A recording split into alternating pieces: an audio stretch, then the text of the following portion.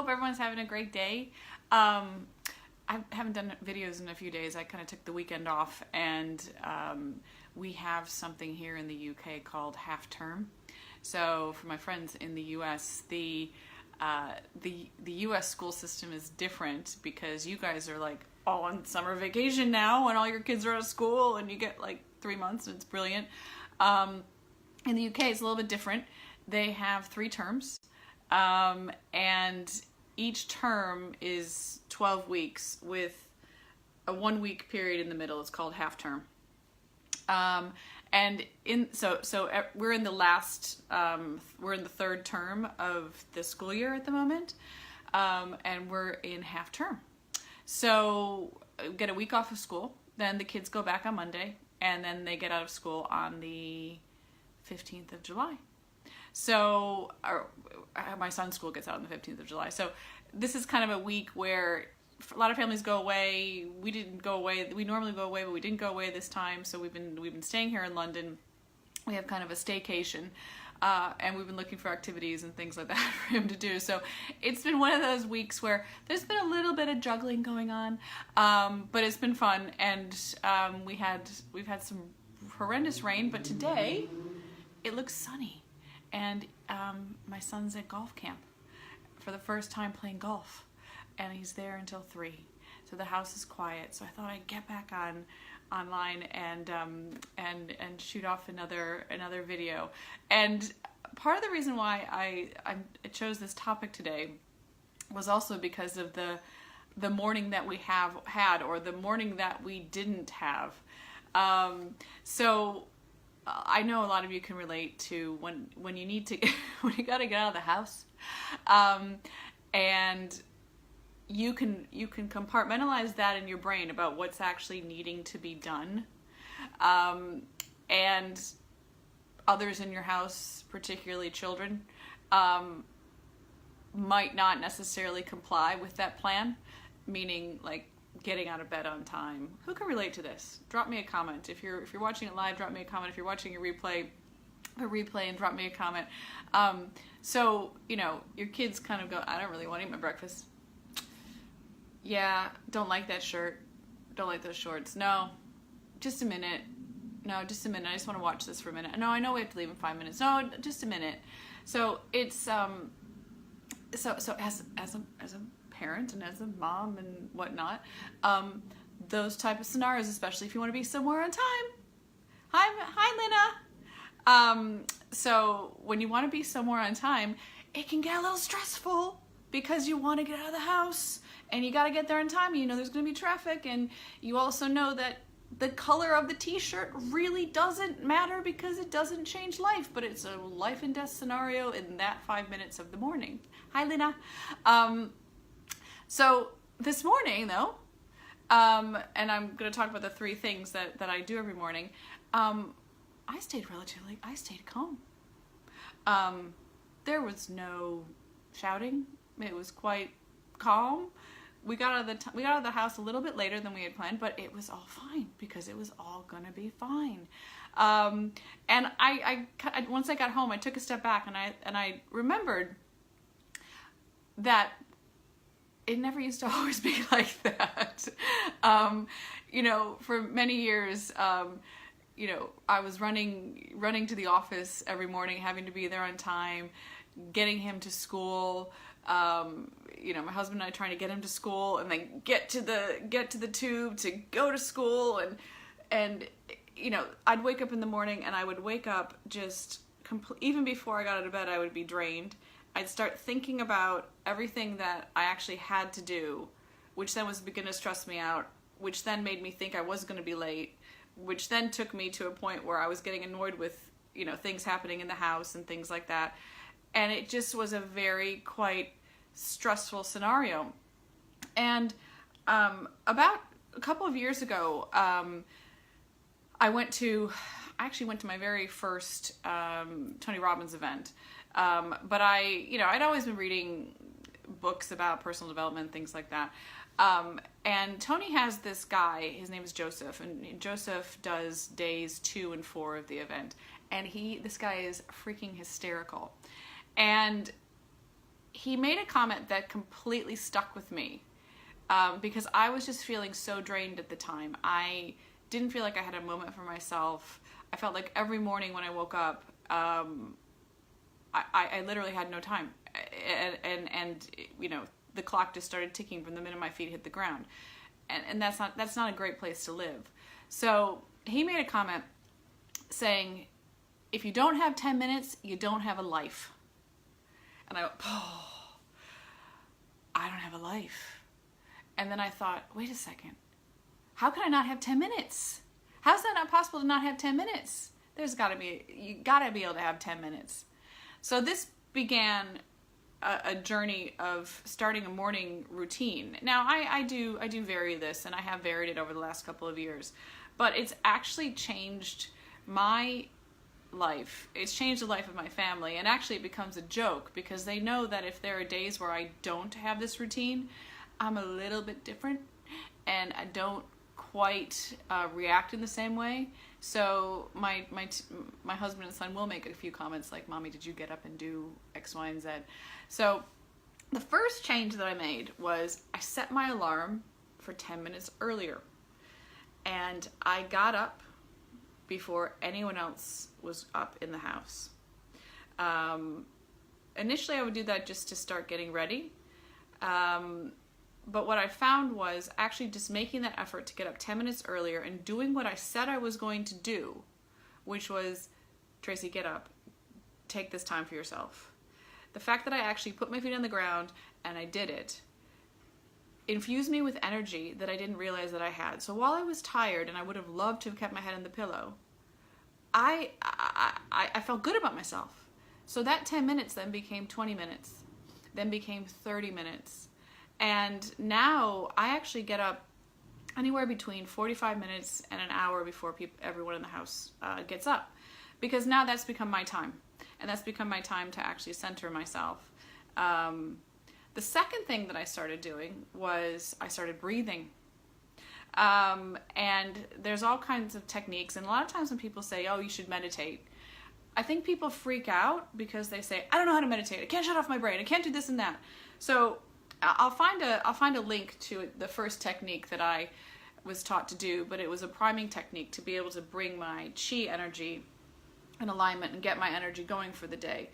And it involved visualization and involved breathing in and listening to my breath. Now I do vary that now, because I do think that just by spending, even if it's 10 minutes of breathing in the morning, some mornings it can be 25 minutes, but even if it's 10 minutes of breathing in the morning, just that centering of myself and trying to just listen to my breathing, but detach myself from all the busyness in my brain. That first thing it does is it makes me very aware of the state that I'm in before I even start my day. So if I can get myself in a centered state, then I can start my day in a much more productive, creative, but also loving way for everyone around me. It also helps me to,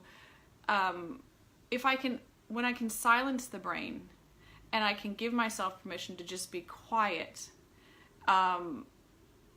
it opens up a creative sphere in me that I didn't realize that I actually had. So sometimes I have amazing ideas that come up just randomly as I then go into the kitchen to make a cup of coffee. So I've learned to write that stuff down. And the third thing that I do now is I journal. So I started off by just doing a gratitude journal, and everything that I was thankful for. And then sometimes I would evolve and I would do, what I'm visualizing, what I'm grateful for in the future that hasn't existed yet. But now my writing in the morning has evolved to asking questions. And it also becomes a bit of a moment of prayer. So asking, I know that things in my life, and I know things are happening for me. I'm trying to take myself into a state saying everything that's happening in life is happening for me. So there's something that I'm learning from this. There's something I need to take from this. There's a lesson I need to take from this.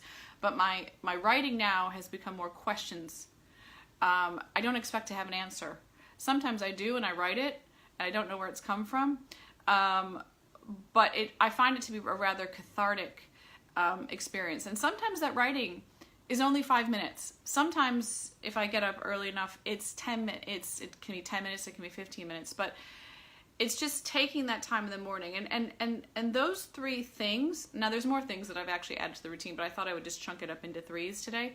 Those 3 things actually have changed how we start our day. It's changed, and it's broadened up my mind, so that I've allowed myself to be open to new experiences and creativity that's opened up different opportunities. So my life, 30 years ago looked much different than it does right now. And I think, something to remember is that we don't have to make massive changes to find something that actually fills us with energy, fills us with happiness, and fills us with the desire to take something forward. One of the books that I highly recommend for people, if people are interested, it's a book called The Miracle Morning, and it's by a gentleman named Hal Elrod. I found this book in a very circuitous way. I was listening to a podcast, and it's a financial podcast. I was listening to it on the tube going to the office. But it was a podcast then about happiness and about morning routines. And Hal has a podcast. It's called the Achieve Your Goals podcast. But he's got this group called the Miracle Morning People. And he describes his morning routine. And he does it, he has an acronym. It's called SAVERS. I'll be honest, I haven't memorized every single letter. But in that routine are 3 of the things that I've just described this morning. And they can fundamentally really change how you perceive life, the energy that you have, and what you're taking forward, and what seems like a big deal and what doesn't seem like a big deal, and the ability to go with the flow. And I think, I think that there, I don't know if anyone else, does anyone else, what do other people do in the morning? Does anyone else do anything quiet in the morning or reflective? Because I'd love to know, because I also love to find out different ideas from people. So for example, some mornings, because like the breathing that I do in the morning, I had to make myself do it, I did it in the same place every morning, and I'd get up and I'd go there and this and that. Now, my energy is a little bit more sensitive to things, so there are some mornings where I actually don't want to be in the living room where we have computers, because I can kind of feel the electronic energy. So I've actually heard of other people doing this, and so for the last few days I've been meditating. So because my bedroom is the most peaceful place, I wake up naturally before everyone and I meditate. So I don't go back to sleep, I just lay there and I listen to my breathing, and you know what? It's just fine. It's fantastic. And you can like shake it up a bit. So I'd love to hear what other people's routines are. And I think the reason that this stuff is really important is because we also have to take care of ourselves. And just having peace of mind as much as we can and clarity of thought helps us in so many areas of our lives. So just wanted to drop that out there. Would love to hear what other people do. Would love to hear the things that other people are doing to actually, for some self-care for themselves in the morning so they can be the best that they can be. And I'm praying that for the rest of the week I can continue being as close to calm in some of those. Lena does yoga I want to do yoga, Lena. Yeah, you write in a journal too. Yes, it's so helpful. I love it. It actually, it really does help. I actually find myself, do you only do it in the morning? Because I tend to do it in the morning, but I'm keeping a journal next to me every day now. So as I get ideas or thoughts, I'm actually scribbling in it throughout the day. I actually find too, Lena gets up same time every day. Annoyingly, I'd like to sleep in some mornings, but I seem to be waking up at the same time every day, even without an alarm. All day writing. Oh, bless you. Okay. I'm going to try to do that too, Lena. So that's just that. Those were like the 3 things that I just wanted to talk about. They've made a huge difference in my life. And the whole thing about you know, if you don't have 10 minutes, you don't have a life. That stuck with me big time. And, you know, there are days where I do feel like I don't have 10 minutes, and I always will I will always tell myself, listen, if you don't have 10 minutes, you don't have a life. And that does, you know, smack me into shape, so to speak. You know what, Linda? I'm actually reading too. The last couple of mornings I've gotten up, and after I've meditated, I've gotten up because I don't have a school alarm clock to deal with. So I've gotten up and read for about 10 or 15 minutes. So I think that quiet time really, really does help. I wanted to circle back on one last thing. I had a video last week about my stubbornness and the whole thing about toothbrushes. So I got my electric one. I'm gonna try it today. So I've removed my stubbornness, and I'll give it a go. I'll listen to the dentist because he might know more than me, and keep it going. So I don't want to take up too much time. It's like the middle of the day. I'm gonna have to go to pick someone up from camp, and I actually have about 3 hours of work to do. But tomorrow I'm gonna have another video, and I want to talk about. I have a very funny quote from Giovanni, my son, but I want to talk about setting audacious goals and some of the things that I am visualizing, imagining, and I think will become to fruition before the end of the year. So wishing everyone a beautiful, beautiful day. And I will talk to you guys later. Have a great day. Thanks for watching. Bye.